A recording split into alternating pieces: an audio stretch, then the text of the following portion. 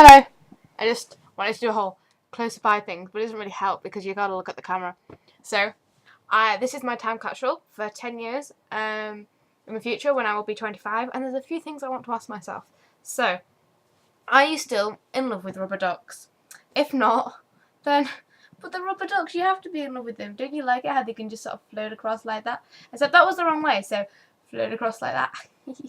So yeah, you better still be in love with rubber ducks. Did you go to America like you wanted to? I hope you did because, like, yeah, I really want to go live in America. What are you doing now? Did you become a youth leader? Did you become a doctor? Did you get the A-levels you wanted? You know, what's going on? Are you still a Twilight freak? You know, if you are, then you're 25, maybe you should get over it. But then again, if you're not, then read them again because it's not like you've read them a million times already and they're really good.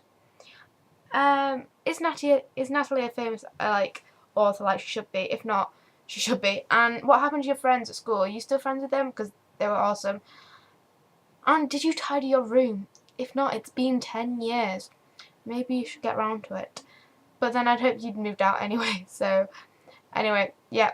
I hope you have a good life, I guess. To myself. Bye.